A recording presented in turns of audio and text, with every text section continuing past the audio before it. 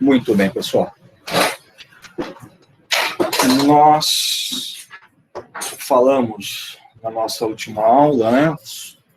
Começamos a introdução do SNA, falamos aí do mediador, falamos da sinapse, né, adrenérgica, falamos dos receptores, e eu citei aí alguns receptores, localização, né, e alguns efeitos desses receptores.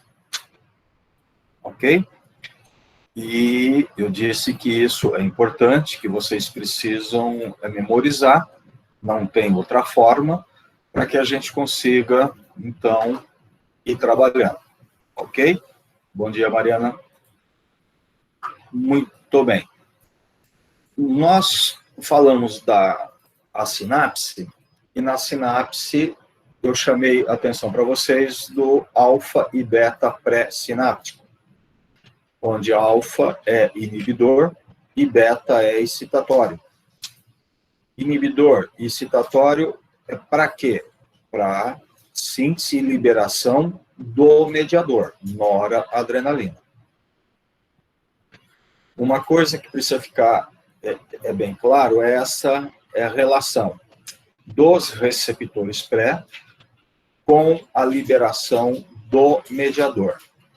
Se eu tenho um receptor pré-sináptico que interfere na liberação do mediador, automaticamente eu vou estar interferindo também na ação do receptor pós, no órgão.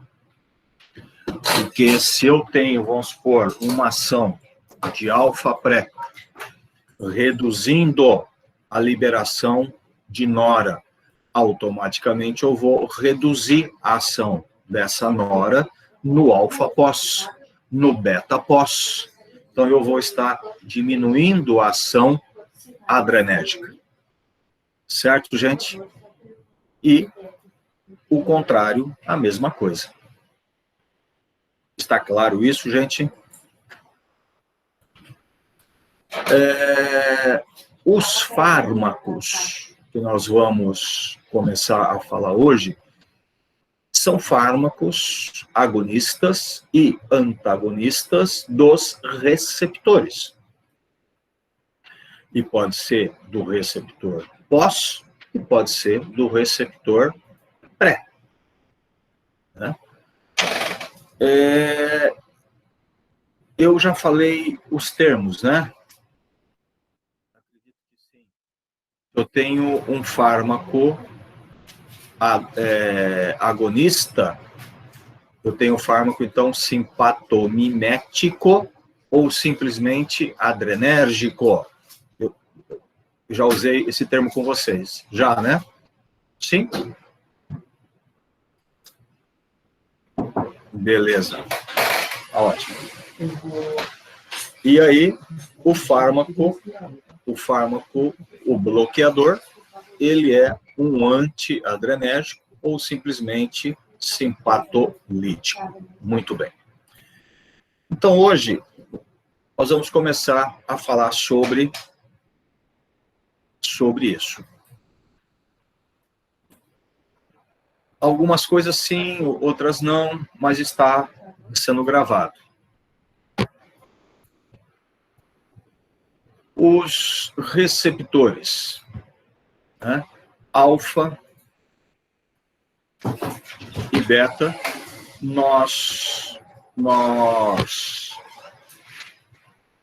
eu já falei para vocês, aí a sinalização, né? Aonde está, aonde não está, isso tudo a gente já vai comentando, tá?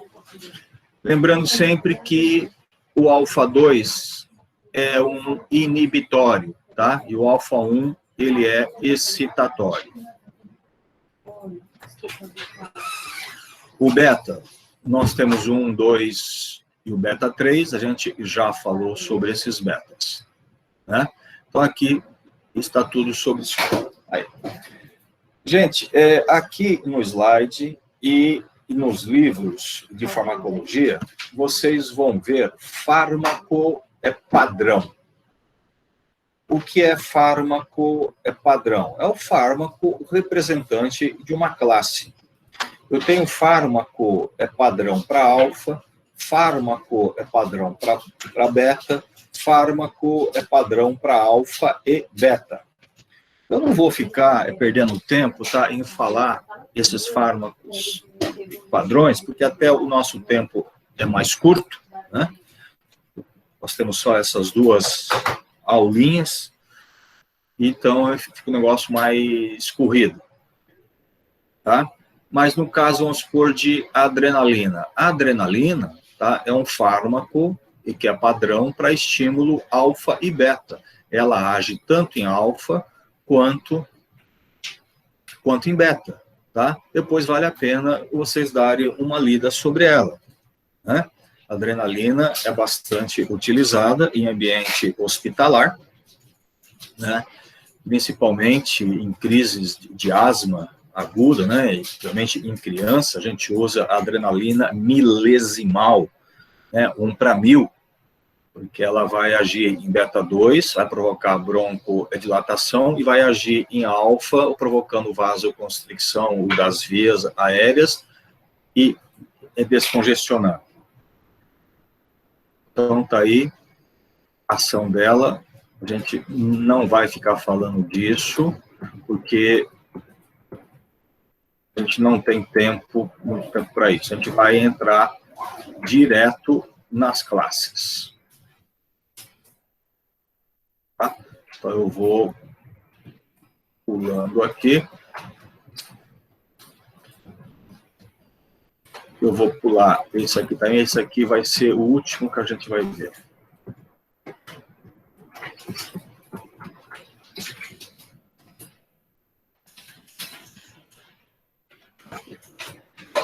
Agonista alfa-adrenérgico. A gente vai começar com esse daí. Tá? Gente, aonde eu tenho alfa 1?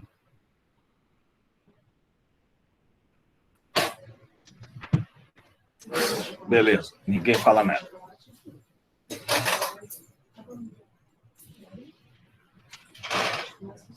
Alfa 1 está onde, gente?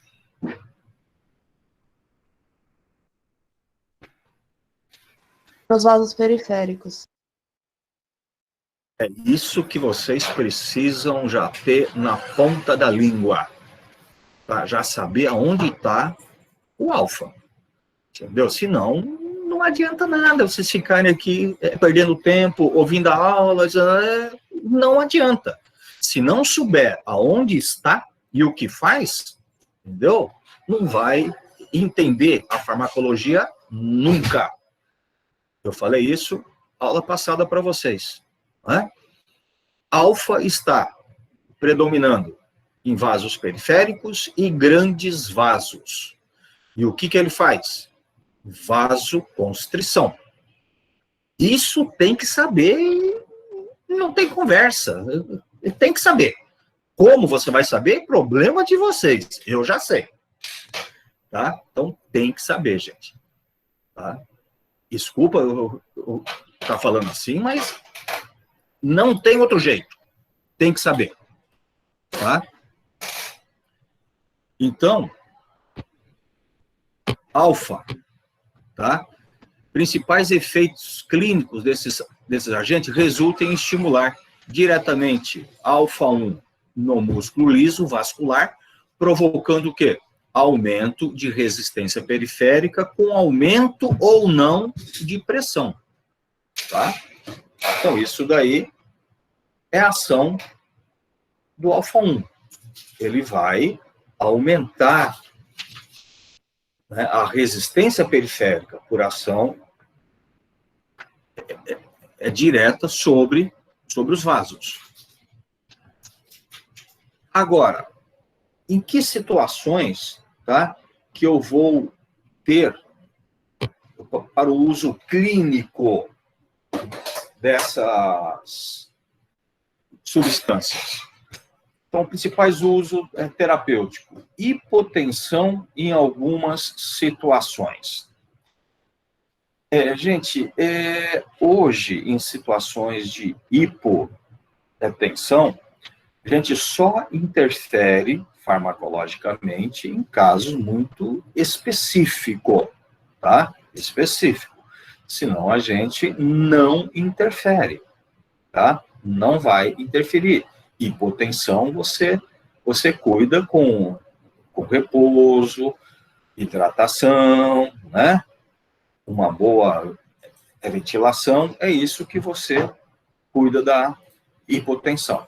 Agora, em alguns casos mais específicos, né, com riscos, aí você vai ter que usar então, um fármaco agonista alfa para promover uma vasoconstricção e recuperar a pressão. Bem, mas esses fármacos, então, alfa-adrenérgico, acabou sendo direcionado para algum outro uso, né, que não hipotensão. Como? Procedimentos cirúrgicos do nariz, garganta, faringe. Gente, são áreas que são extremamente vascularizadas, né? Uma incisão aí vai promover um sangramento muito forte, né? Intenso. Então, qualquer tipo de procedimento feito nessa área precisa utilizar um fármaco agonista alfa junto com anestésicos para promover uma vasoconstricção, interromper a circulação e evitar a perda de sangue, a hemorragia, até para ficar o ambiente mais limpo para que o médico possa trabalhar, né? A mesma coisa, o dentista, né, ele também usa esses anestésicos com substância alfa-adrenérgica. Muito bem. A gente usa, né, o uso é simultâneo com anestésicos locais. Eu já falei aqui. Um exemplo bem típico disso, né, é o anestésico, né, do dentista, né? E por que você usa no anestésico com uma substância alfa? Porque áreas que são muito vascularizadas, como também a boca, né, a mucosa, a gengiva, se você aplicar um anestésico lá, o sangue vai passando muito rapidamente e vai o quê? Removendo aquele anestésico. Ele tira aquele anestésico da área. E aí, então, você perde o efeito anestésico muito rápido. E aí você tem que estar aplicando altas doses de anestésico, que pode ser perigoso. Então, quando você usa o agonista alfa junto, né, você promove uma vasoconstricção, você acaba retendo o anestésico naquela área. Por isso que o efeito permanece por mais tempo. E isso também é feito com anestésico para suturar alguma coisa, um corte que você fez, né? É administrado também o anestésico local associado ao agonista alfa. Você vai ver, quem for para hospitalar aí, você vai ver que existe o anestésico com vaso, é chamado anestésico com vaso ou anestésico sem vaso. Esse anestésico com vaso é com vasoconstrictor, é com agonista alfa, para promover a vasoconstricção, tá? E segurar aquele anestésico por mais tempo, tá? E para combater o efeito também da sildenafila, mas isso aí já é muito restrito e não tem aqui o interesse para nós. Cirurgia sinusal, né? Vai fazer a cirurgia de sinusite, né? Quando você vai mexer com a mucosa nasal, então você precisa, né, de um agonista alfa para evitar é sangramento. Então, esses são as aplicações clínicas aí, terapêuticas, né, dos agonistas alfa. Agora, o uso corriqueiro de agonista alfa, o uso bem corriqueiro, descongestionante nasal, gente. Descongestionantes. Os descongestionantes, tá, são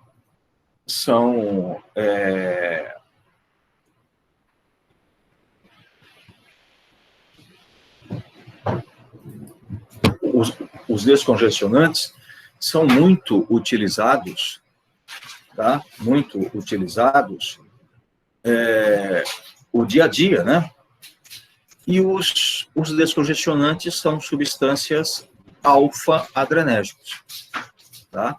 Alfa-adrenérgicos. E nós temos aí, entre os principais, a nafazolina, oxmetazolina, xilometazolina, né? Esses três primeiros são utilizados em forma tópica, né? Em gotas, nebulização, e a pseudoefedrina usado já via oral. A fenilpropanolamina foi substituída, ela não pode ser mais utilizada. Então, esses descongestionantes nasais são substâncias alfa-adrenérgicas. E por que o descongestionante é um alfa-adrenérgico? O que é a congestão nasal? A congestão nada mais é do que uma vasodilatação. Quando você tem um processo inflamatório ou um processo alérgico incomum, você vai ter a liberação de histamina. E a histamina, ela vai promover uma vasodilatação e aumento de permeabilidade. Vai ocorrer extravasamento, vai ocorrer edema, e o edema da mucosa nasal vai obstruir a entrada de ar. Então, isso que é a congestão. Para combater, para reverter a congestão, você precisa reverter a vasodilatação. Por isso que você usa um agonista alfa. Você leva a uma vasoconstricção na mucosa, a mucosa vai se retrair, desobstruindo a entrada de ar. Certo? Então, é isso que é a ação do agonista alfa, o descongestionante nasal. E aqui nós temos que falar algumas coisinhas sobre eles. O descongestionante, ele tem o descongestionante de uso local, né, de tópico, e o de uso oral. O descongestionante de uso local, uso tópico que você usa em gotas, em nebulização, ele deve ser utilizado esporadicamente.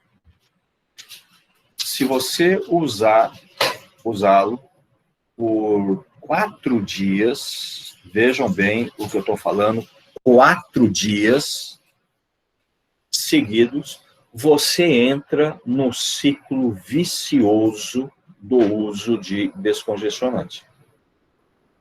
Esse ciclo vicioso é muito rápido e é comum, né?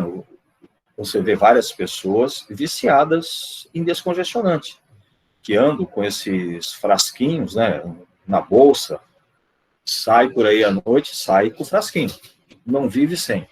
Isso é um ciclo vicioso. E por que entra no ciclo vicioso?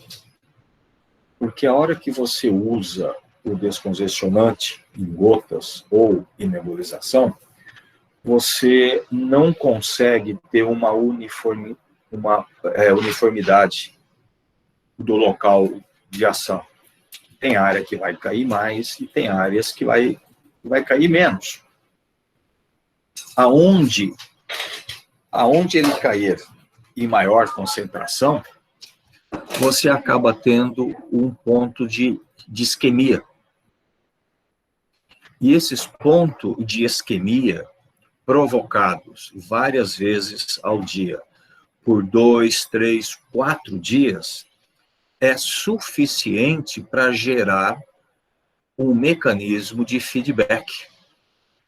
O nosso centro vasomotor, ele vai entender que você está tendo essa isquemia constante e vai trabalhar para que você passe a ter uma reversão dessa isquemia. E você passa a ter, então, uma hiperemia. Ao contrário, agora. Então, você passa a ter uma vasodilatação para aumentar a circulação no local. E se você passa a ter uma vasodilatação, você vai ter o quê? Você vai ter a congestão. E se você tem a congestão, você vai pingar de novo o vasoconstrictor. E aí você vai ter a isquemia. E aí você vai ter a hiperemia. E aí você usa de novo. E aí você entrou no ciclo vicioso.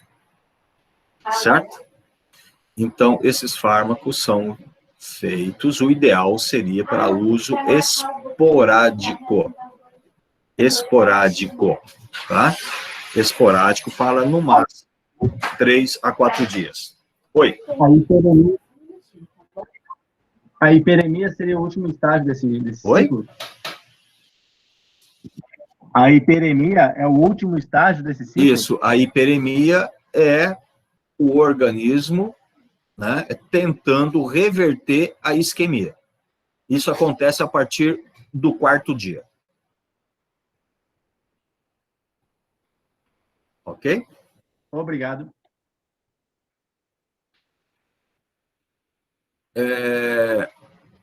Existe, né,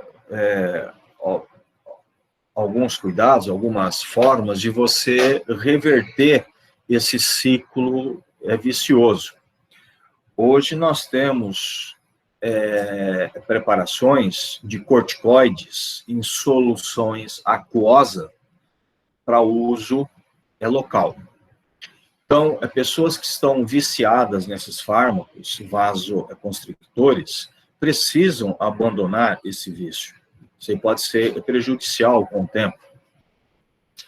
Então, o que se prega aí, né, de uso, é você passar a utilizar o corticoide em solução aquosa, 2 vezes ao dia, só que você vai começar a utilizar em uma narina só. Na outra, você continua usando o agonista-alfa. Em 10 dias, praticamente, você consegue quebrar o ciclo vicioso de um lado. A hora que você quebrou o ciclo vicioso de um lado, aí você abandona o outro lado, também passa a utilizar o corticoide dos 2 lados. O corticoide aquoso é menos prejudicial do que o agonista-alfa. Ok? Muito bem. Já o descongestionante oral, ele não tem o problema do ciclo vicioso, tá? Ele não causa nenhum tipo de ciclo vicioso. Agora, por ser oral, ele vai a nível sistêmico, né?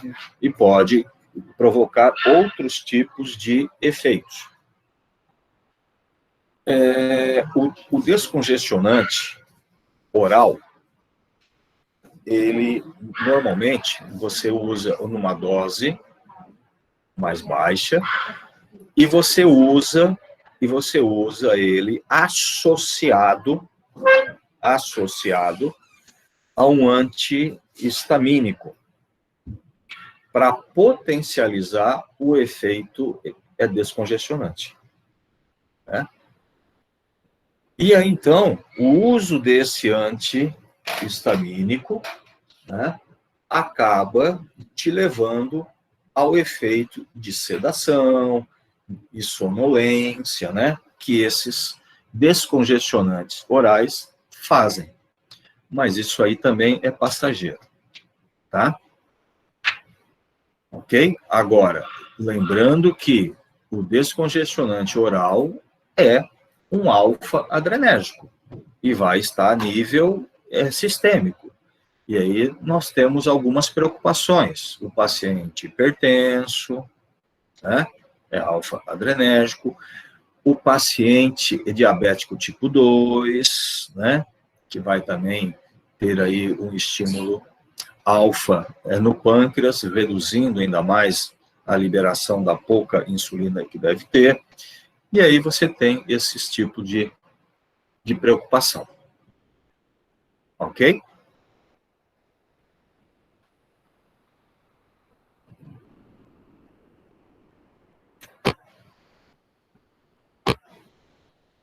Alfa-adrenérgico. Dúvidas? Nesses usos que nós comentamos até agora? Pode perguntar, por favor, se tiver dúvidas. Se não tem, a gente vai passar para o próximo grupo.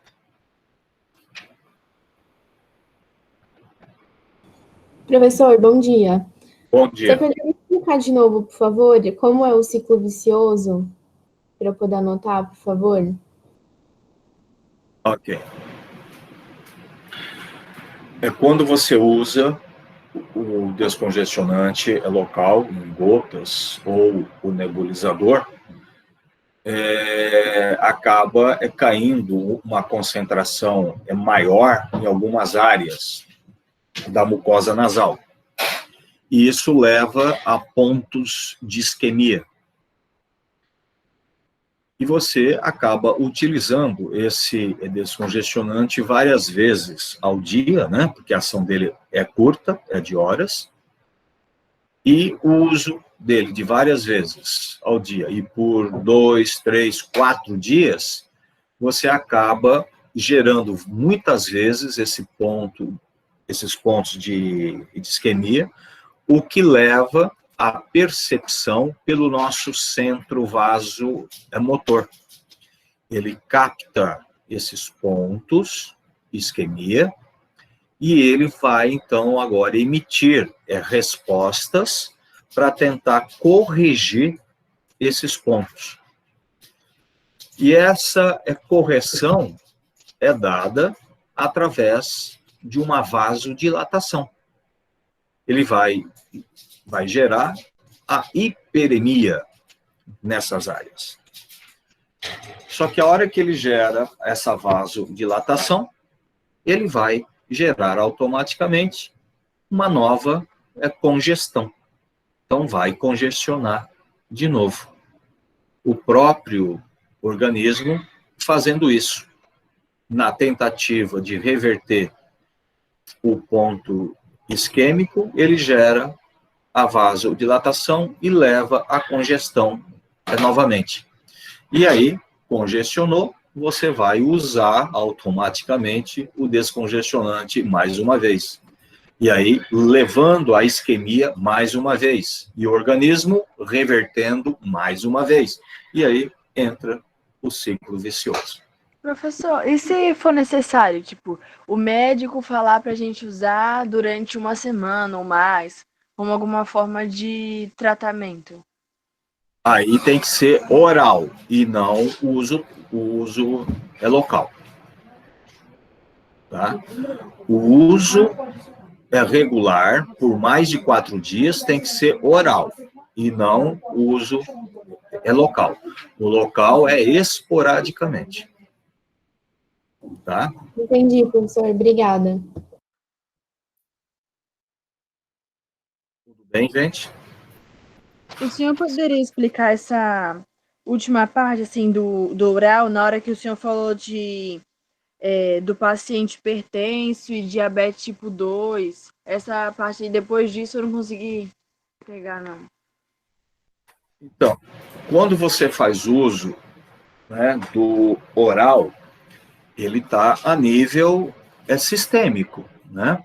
Ele vai chegar até a mucosa nasal, tudo bem, revertendo a congestão, só que leva mais tempo, né, para a descongestionar e tal. Mas ele vai chegar também em outras áreas. Aonde houver alfa, ele vai se ligar. E aí nós temos alfa, né, em grandes vasos. Então ele pode gerar a vasoconstricção nesses vasos periféricos, em grandes vasos. E isso pode ser prejudicial para o paciente hipertenso, né? Como também pode chegar, né, no pâncreas, onde nós temos alfa lá no pâncreas, né? E o alfa lá no pâncreas vai diminuir a liberação de insulina. Então, você pode ter essas complicações. Tudo bem? Tudo bem, sim, era isso. Obrigada. Mais alguma coisa, gente? Podemos passar? Qualquer coisa vocês me chamem, tá?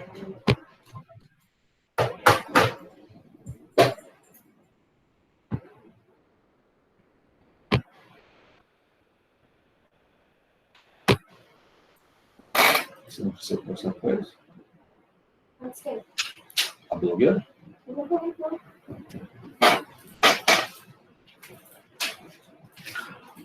Agonista beta. Gente, agonista beta,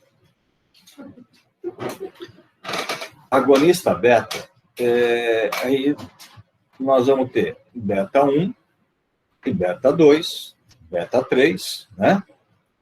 Mas quando a gente fala em agonista beta de uso clínico, a gente se refere mais ao beta 2. Por quê? Porque o beta 1, tá, é o uso muito específico, somente a nível hospitalar, né? Porque o beta 1 ele está mais restrito principalmente ao coração. E ele é inotrópico positivo e cronotrópico positivo. Então, ele aumenta a força e frequência. E isso pode ser muito grave, né? Então, o agonista de beta-1, no caso a dobutamina, é de uso exclusivo hospitalar, tá? Exclusivo hospitalar. Então, o uso mais clínico, o uso que a gente vê mais normalmente, é o agonista para beta-2. Por que beta-2? Porque o beta-2 ele está principalmente em músculo liso bronquiolar, né? E ele é relaxante. Então, aqueles pacientes com asma ou bronquite, é o uso corriqueiro, né? Um agonista de beta-2. Então, alguns dos principais efeitos adversos dos agonistas beta-2 são causados também pela estimulação de beta-1. É muito comum você ver alguém que tem asma, bronquite, utilizar esses fármacos agonistas de beta-2 e reclamar de tremores, de taquicardia, né? E por quê? Porque não existe 100% de seletividade, né? O agonista de beta-2, ele é mais específico para beta-2, mas ele também pode se ligar ao beta-1, ao beta-3, né? Então, o efeito clínico é a ação em beta-2, e os efeitos adversos é a ligação nos outros beta, principalmente em beta-1, no coração e da musculatura esquelética, o que leva também a tremores periféricos. Né? Antigamente, se usava esses fármacos agonistas de beta-2 por via oral, né? E quando você usa esses fármacos por via oral, nós já vimos, né? Ele vai cair a nível sistêmico, né? E aí ele vai se distribuir e vai se ligar aonde houver esses receptores. E se eu tenho um agonista de beta-2 a nível sistêmico, eu tenho mais chance desse fármaco estar passando pelo coração e causar um efeito de taquicardia. Com a inovação e a descoberta das bombinhas, né, passaram a utilizar mais as bombinhas, e aí foram percebendo que quando eu usava a bombinha, tá, eu tinha um efeito mais direto a nível bronquiolar. E eu não tinha tanto efeito adverso. Aí foram pesquisando, e descobriram o quê? Que quando eu uso a forma inalatória, a dose necessária para a via inalatória, comparada com a dose oral, a inalatória é aproximadamente 30 vezes menor.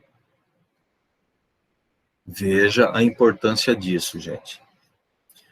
Quando eu comparo a dose para a via inalatória pode ser 30 vezes menor do que a dose necessária pela via oral. Então, a via inalatória passou a ser uma via importantíssima para o emprego desses agonistas de beta-2, para o tratamento da asma e bronquite. Consiste aí em administração de doses muito pequenas, né, em forma de aerosol, levando a uma concentração plasmática muito baixa. E, às vezes, você nem percebe. Tá? E esses agonistas de beta-2, então, eles levam a ativação do beta-2, o músculo liso brônquico, para os asmáticos. Né? E tem algumas outras ações desses beta-2. Existem células de defesa, né? Principalmente eosinófilos, mastócitos, que estão a nível pulmonar. E essas células de defesa, elas armazenam em forma de grânulos substâncias como leucotrienos e histamina. E essas substâncias são substâncias broncoconstritoras. E aí, sempre quando, né, você tem aí a reação antígeno-anticorpo, né, você vai ter a desgranulação dessas células, a liberação da histamina, a liberação de leucotrienos, o que vai provocar broncoconstricção e levar a uma crise aguda de asma. Né? Esse é o grande problema do asmático, né? A liberação de histamina, essa desgranulação. Aí foi descoberto o quê? Que essas células, na membrana delas, também existe beta-2. Existe também receptores beta-2. E que esses beta-2, por serem inibitórios, eles inibem a liberação de histamina e de leucotrienos. Então, esse beta-2, a nível de membrana, né, leva a uma estabilidade das membranas, inibindo a liberação, o que a gente chama de desgranulação. Tudo bem? Uma outra coisa. Nas vias aéreas, tanto superior quanto inferior, o epitélio de revestimento, vocês lembram, é o epitélio pseudoestratificado ciliado, né? Então, tem cílios. E ao longo desse epitélio, nós vamos tendo aí também as células caliciformes, né? Que acabam produzindo aí o muco que reveste todas essas vias. Muito bem. Esses cílios, eles trabalham continuamente, a gente chama de batimento ciliar, para remoção e a substituição desse muco constantemente, né? E é descoberto que os receptores beta-2, eles também fazem esse aumento de batimento.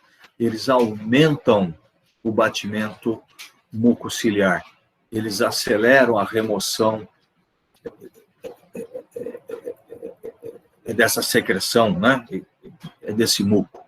E isso acaba sendo muito importante para não deixar acumular esse muco, que muitas vezes pode estar contaminado e gerar aí um foco infeccioso. Tudo bem? Uma outra ação desses beta-2 é diminuir a permeabilidade microvascular e possivelmente inibe a fosfolipase A2. Então, são ações que estão sendo atribuídas também ao agonista beta-2. Essa ação aí, essa última, diminui a permeabilidade microvascular e possivelmente inibir a fosfolipase A2, essas ações são ações anti-inflamatórias, tá?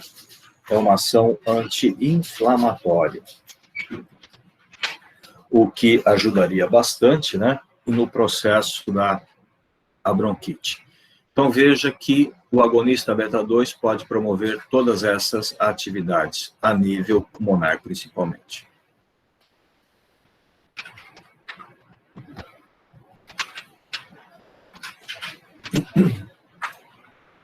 Qual é o mecanismo? Qual é a transdução de sinal, né, que esses agonistas beta-2 fazem?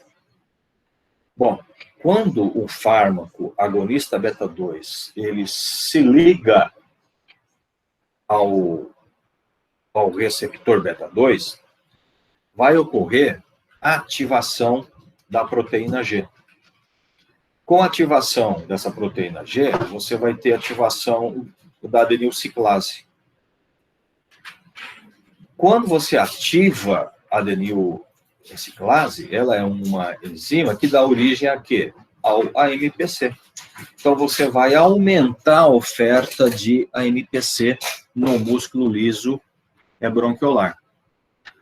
Quando você aumenta a oferta do músculo liso, você acaba diminuindo a oferta de cálcio para o músculo liso. Se você reduz o cálcio no músculo liso, você leva ao relaxamento desse músculo liso. E aí, então, você passa a ter broncodilatação. Tudo bem, gente?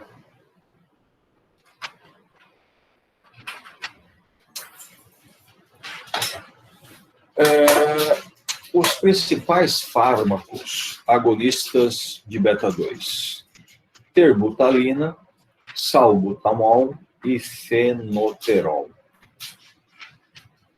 Esses fármacos, eles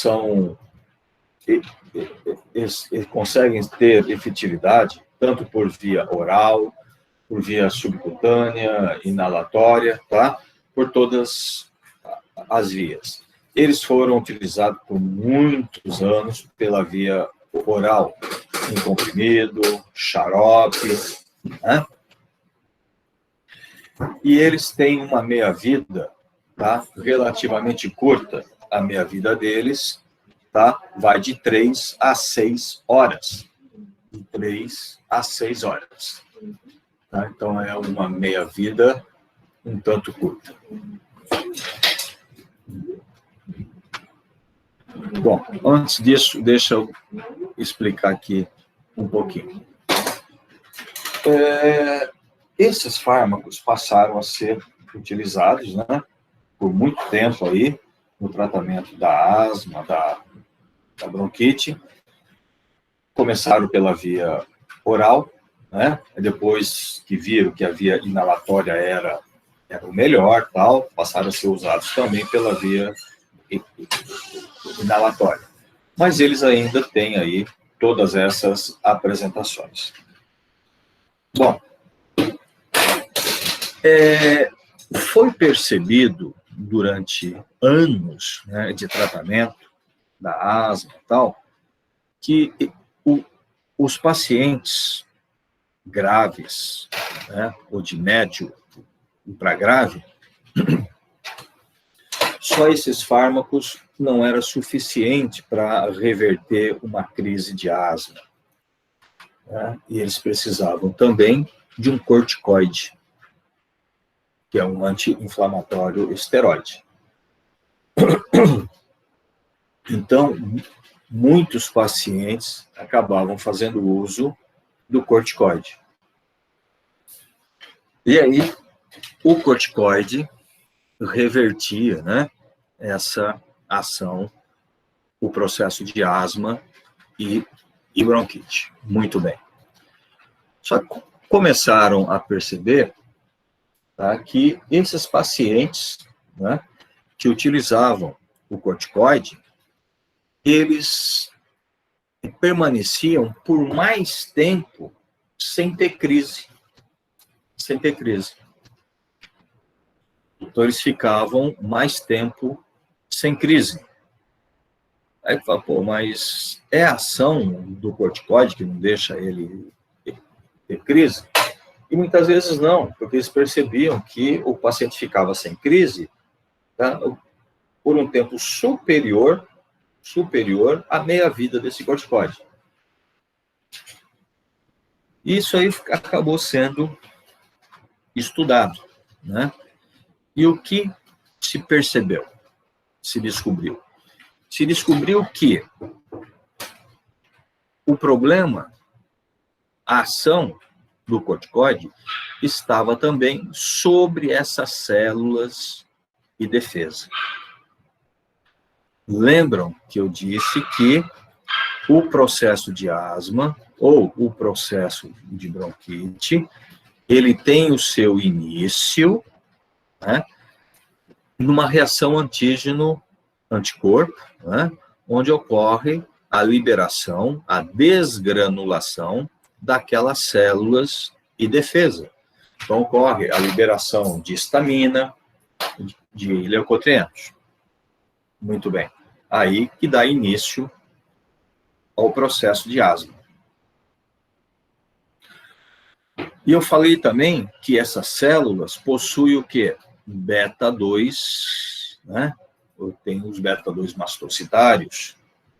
E esses beta-2 inibem a liberação do mediador, por dar estabilidade na membrana. Muito bem. Quando você usa esses fármacos agonistas de beta-2 de forma crônica, né, para quem tem asma e bronquite, você acaba provocando uma dessensibilização desses beta-2 mastocitários. Então, os mastócitos, eles perdem esses beta-2. E se ele perde esse beta-2, ele passa o quê? A perder a estabilidade de membrana. E ele passa a liberar os seus grânulos. E aí você volta a ter crise. Você tem crise. Ok? Então, esse é um processo constante. Só que aí, eu falei que foi descoberto que aquele paciente que fazia uso de corticoide, né, ele permanecia por mais tempo sem crise. E o que foi descoberto, então? Descobriram que o corticoide inibe a dessensibilização desses beta-2 hemastocitários. Então, quando você usa o corticoide, você inibe a degradação, você inibe a perda desses beta-2 mastocitários. Tá? Por isso, então, que quando você usa o corticoide, você prolonga mais o tempo sem ter crise. Tá? Aí perceberam, então, isso daí. Isso foi descoberto. Quando isso foi descoberto, pô, então a gente precisa utilizar o corticoide. Mas o uso do corticoide por via sistêmica, né, pode me produzir, a longo prazo, muitos efeitos adversos. Efeitos até perigosos. Né? Até perigosos. Então, nós vamos precisar de corticoide também inalatório. Precisamos desenvolver os corticoides inalatórios. E aí foi feito alguns corticoides inalatórios. Então, aí tinha o agonista beta-2 inalatório e o corticoide inalatório. Só que eram separados, né? E aí o custo desse esquema terapêutico acaba saindo muito caro e o paciente não vai ter condições para isso. E aí foi percebido, então, o quê? Nós precisamos, então, associar o corticoide ao agonista beta-2. Fazer junto, na mesma bombinha. Aí vai acabar barateando, né, o custo para o paciente. E assim foi feito. Só que aí tem um detalhe. Para mim associar fármacos no mesmo recipiente, na mesma via, eu preciso ter uma compatibilidade cinética. Senão, não adianta eu dar pela mesma via. Então, essa incompatibilidade cinética era em relação à meia-vida.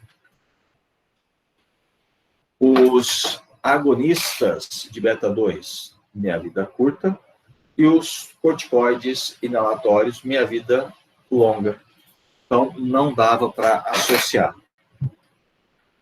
O que a indústria farmacêutica fez? Começou a trabalhar em cima desses fármacos para modificar esses fármacos e aumentar a meia-vida. Foi aí que surgiu, então, o formoterol e o salmeterol. Tá? São fármacos agonistas seletivos para beta-2, início rápido de ação após a inalação e efeito por até 12 horas, altamente lipofílico e alta afinidade ao beta-2. Então, eles começaram a mexer na estrutura química de fármacos já conhecidos. O formoterol é o fenoterol, né? É o Berotec, e eles modificaram ele. O salmeterol é o salbutamol. Então, eles modificaram a estrutura química, aumentando o os carbono, tal deles, né? E aí conseguiram aumentar a meia-vida. Esses fármacos passaram a ter uma meia-vida em torno de 12 horas. Bom, se o corticoide também tem a meia-vida de 12 horas, agora ficou mais fácil, né? Eu posso associar o corticoide a esses agonistas beta-2. O efeito deles em beta-2 é tudo a mesma coisa, né? Vai provocar broncodilatação, tal, né? Tudo a mesma coisa. Pode ter efeito adverso a nível de coração? Óbvio que pode. Pode sim. Com certeza pode. Vai ser menos? Vai ser menos, mas pode. Tá? Então, hoje nós temos também o bambuterol. Bambuterol também é um fármaco de meia-vida longa. E o bambuterol também tem em via oral. Tá? Então, esses fármacos de meia-vida longa foram sintetizados, foram pesquisados, né, e desenvolvidos para serem associados ao corticoide inalatório. Gente, quem está usando esses fármacos associados ao corticoide, na forma inalatória, tá, praticamente estão sem crise. Tá? Pode ter aí um pouquinho de falta de ar e tal, mas você já começa a utilizar, é revertido mais rapidamente.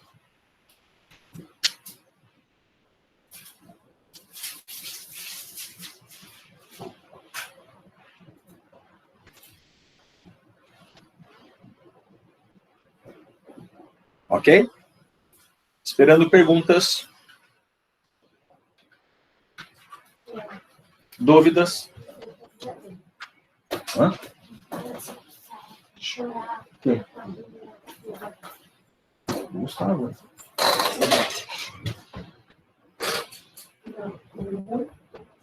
Gente, vocês estão aí, hein? Parece que está claro. Estou conseguindo acompanhar e anotar as coisas certinho aqui. Tudo bem, pessoal? Entenderam essa parte aí, a evolução desses fármacos no tratamento da asma? Então, tudo começou lá com aqueles agonistas de beta-2 de meia-vida curta, né? Aí foi sistêmico, né? Depois foi para aerosol, porque a dose é menor. Aí depois foi, né, para o de meia-vida longa para ser associado ao corticoide. Quem está fazendo esse tipo de uso, tá, esses agonistas de beta-2, de meia-vida longa com os corticoides, tem espaçado demais as crises. Muitos, tá, nem entram mais em crise, obviamente com uso regular, tá? Então foi assim uma revolução no tratamento da asma e da bronquite, tá? Então, o que eu tentei explicar para vocês foi a evolução disso daí e a justificativa do uso desses fármacos, né? A gente usa o corticoide hoje associado, né, por via inalatória, porque o corticoide, além da ação anti-inflamatória, né, também tem aí, né, a ação de inibir a dessensibilização desses beta-2 mastocitários. Beleza? Agora, gente, vamos para uma diferença no uso clínico. Tá? Esses fármacos são altamente lipofílicos, né? Se ligam ao receptor beta-2 e tal. Tem ação prolongada. Agora, eles também podem ter uma atividade anti-inflamatória, desculpa, tá?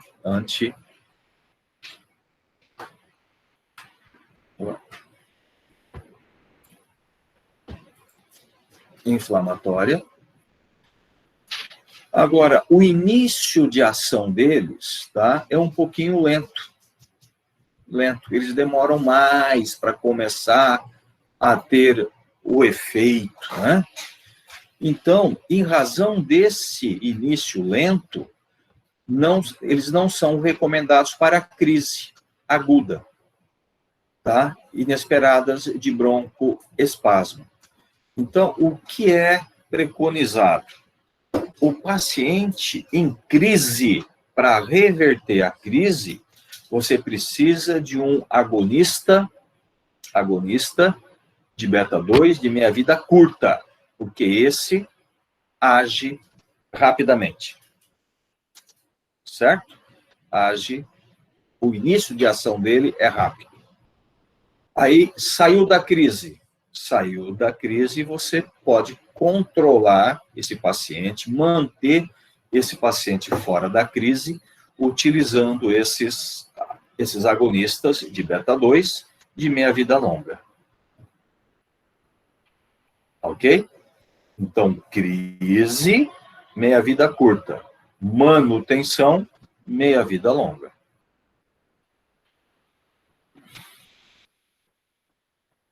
Tudo bem, gente?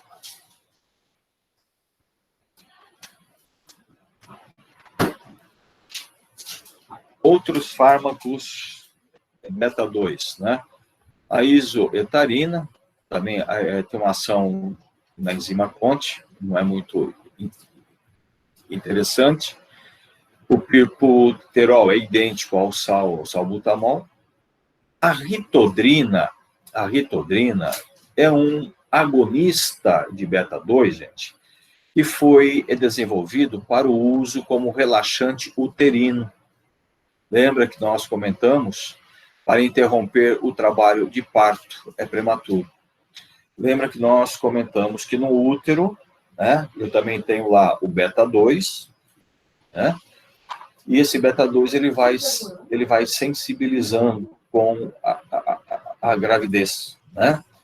E aí, então, você pode usar um agonista de beta-2 para você ter aí um relaxamento, evitando aí as contrações prematuras.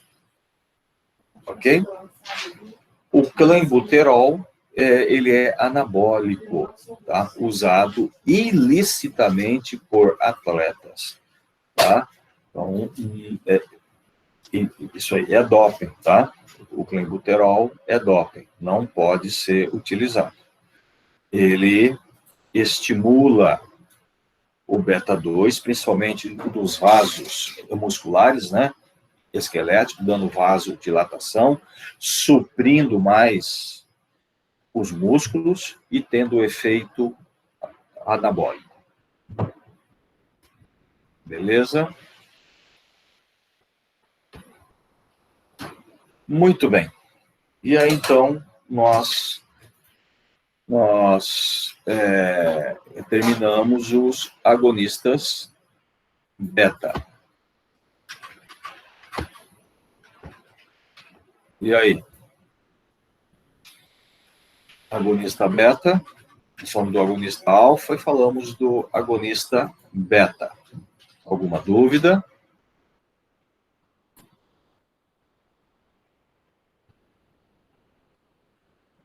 Ninguém quer perguntar nada? Não, professor, tudo certo. Então, beleza, então. E aí, os antagonistas alfa.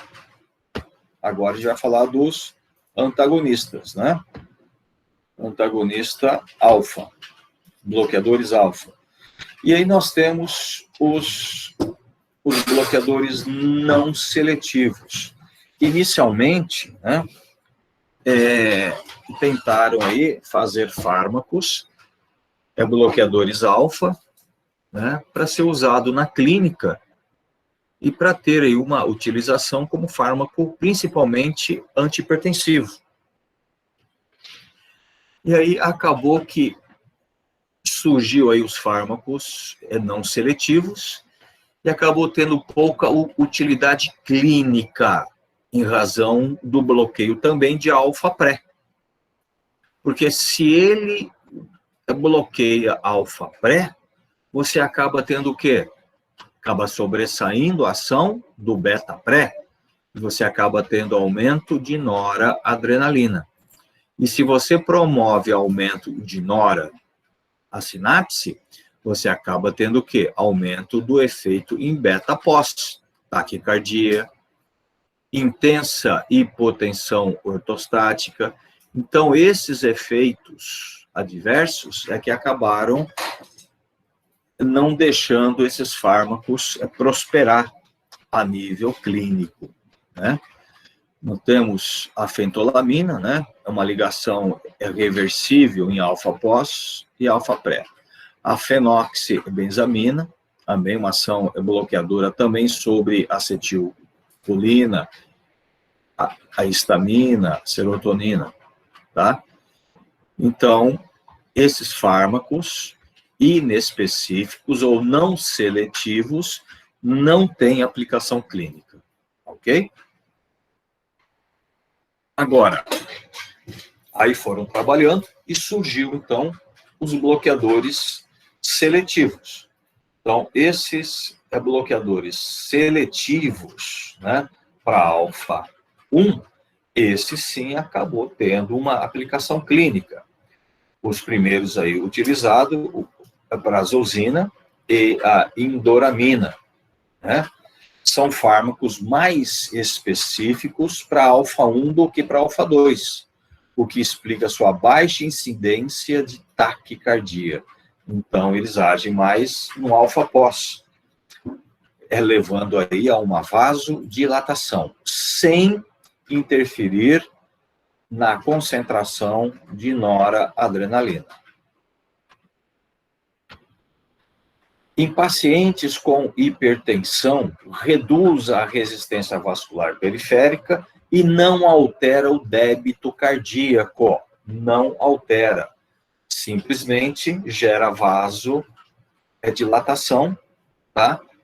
Com redução de pressão, mas o débito é mantido. Agora aqui, gente, na presença de insuficiência cardíaca, em razão da diminuição em pré-carga e pós-carga, pode aumentar o débito. Isso aqui a gente vai entender melhor quando a gente falar de insuficiência cardíaca, né? Porque na insuficiência, o coração, ele está com pouca força para mandar esse sangue para frente. E para mandar esse sangue para frente, o coração ele precisa ter força para vencer a pressão da artéria aórtica. Lembram disso? Abertura e fechamento das válvulas. Se o coração está insuficiente, ele não tem força suficiente para ganhar e vencer a pressão da artéria aórtica. Então, ele acaba não impulsionando a quantidade suficiente de sangue. E aí você acaba tendo uma congestão e diminuição de débito. Quando você usa o bloqueador alfa, você vai dilatar a veia, diminuindo, então, a entrada de sangue, deixando mais sangue dentro das veias, diminui a pré-carga, e vai também dilatar a artéria, diminuindo a pressão da artéria, o que fica agora mais fácil para ele expulsar o sangue. Fica mais fácil para ele ganhar a pressão da artéria aórtica. Por isso que ele passa a ejetar mais, por isso que ele passa a aumentar o débito. Mas isso acontece somente na insuficiência cardíaca. No paciente hipertenso normal, o débito não altera. Entenderam isso?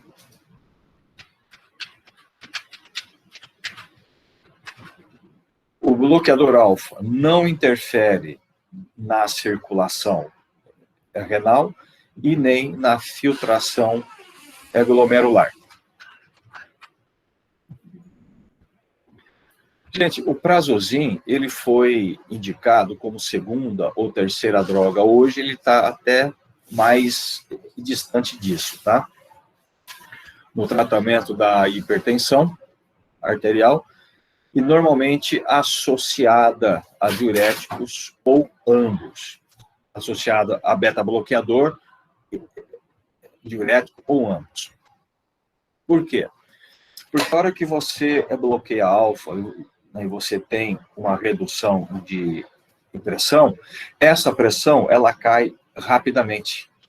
Então, esse efeito rápido que o Prazosin ele provoca acaba despertando o nosso centro vasomotor, outros barroceptores, que acabam respondendo para recuperar a pressão.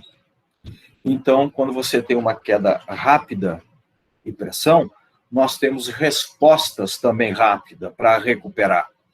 E entre essas respostas pode ser ativação simpática, aumentando a atividade cardíaca. Por isso que a necessidade, se houver isso, a necessidade de um bloqueador beta. Uma outra resposta que o nosso organismo faz para recuperar a pressão é reter líquido. E aí a necessidade do diurético. Pode acontecer um ou outro, ou pode acontecer os dois ao mesmo tempo.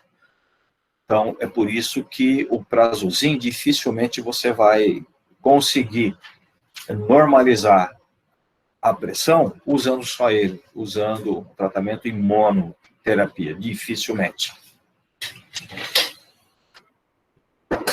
Ok, Professor, gente? Oi. Pois eu não não. entendi a necessidade de um bloqueador beta nessa questão. Você está usando um bloqueador alfa, certo? E aí você está provocando uma vasodilatação e a pressão diminuiu. O nosso organismo, ele é feito para ter pressão. Eu não posso perder pressão. Só que ele não entende que a pressão estava alta e agora normalizou. Ele não entende. O nosso organismo entende que houve perda de pressão. E se perdeu, ele quer recuperar. Então, o nosso organismo, quando você reduziu a pressão, ele vai lançar mecanismos tentando recuperar a pressão. E um desses mecanismos que o nosso organismo lança, tá, é aumentando a atividade cardíaca, porque ele entende se aumentar o trabalho cardíaco, a pressão também vai aumentar. Por isso que eu preciso de um bloqueador beta, para evitar esse aumento do trabalho cardíaco. Entendeu agora ou ainda não? É só falar, gente. Consegui entender sim, professor. Obrigado.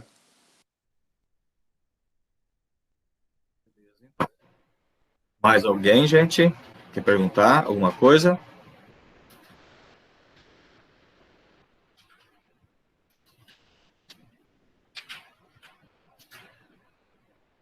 Muito bem.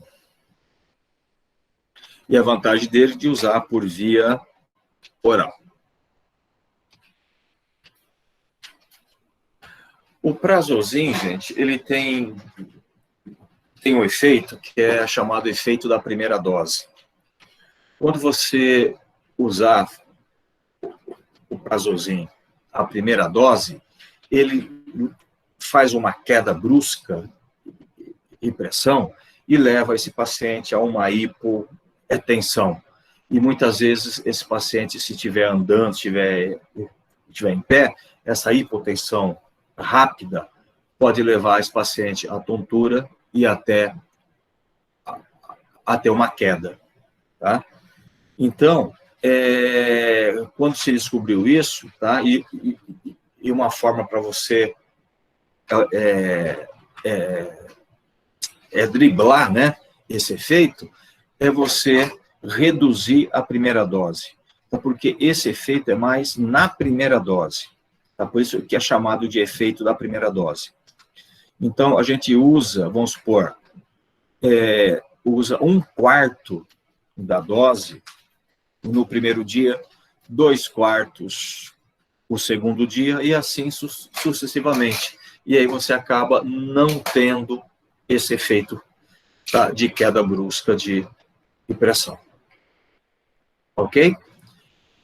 Alguns outros efeitos que pode provocar é tontura, cefaleia, zumbido, né?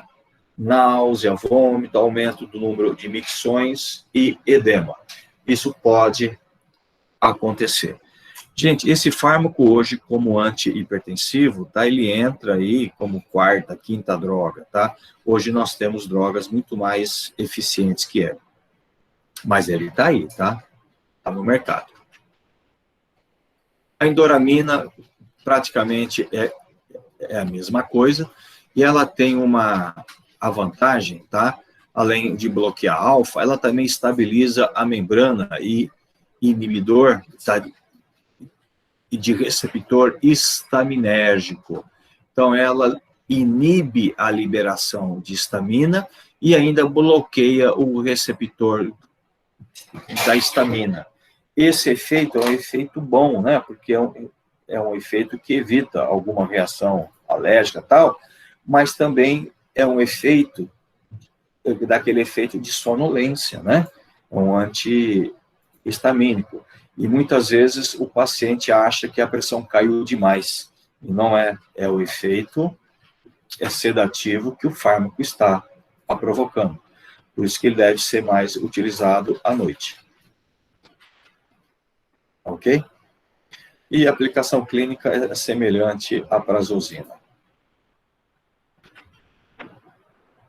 Bom, gente, com isso, foi descoberto o quê? Foi descoberto que esses fármacos, os bloqueadores alfa, eles melhoravam também aqueles pacientes idosos que tinham hipertrofia de próstata. Esses pacientes, quando passavam a tomar esses fármacos, relatavam que melhoravam dos sintomas. E aí passaram, então, a investigar, e foi aí que viram, né, o que eu já falei para vocês, que nós temos alfa também na próstata e no esfíncter urinário. E esse alfa prostático é o responsável pelo crescimento da próstata, né, pela hipertrofia. Então, os pacientes que já têm essa hipertrofia de próstata benigna e que tem essa dificuldade de micção, com o uso desses bloqueadores alfa, acaba revertendo e melhorando muito essa situação de hipertrofia de próstata, tá? E também a nível de coração, né? O coração também tem o receptor alfa-1A, que é o mesmo que está na próstata. Então, você também evita aí a hipertrofia cardíaca. Então, hoje, nós temos aí a tanzulosina, que é um fármaco bastante seletivo para o fármaco alfa-1, mas é um subtipo de alfa-1A, que é o que está presente nas vias urinárias e também o coração. E esse alfa-1A é o responsável pela hipertrofia da próstata e hipertrofia cardíaca, tá? Então, a tanzulosina, ela é bastante utilizada hoje pelos urologistas, não mais pelo cardiologista, tá? Os urologistas que estão prescrevendo bastante a tanzulosina. Tá? E aqui, gente, esse antagonista de alfa-2, ele não é importante, praticamente a gente não usa mais, eu nem vou ficar perdendo tempo. E aí a gente encerra a nossa aula aqui hoje, com esses fármacos antagonista alfa.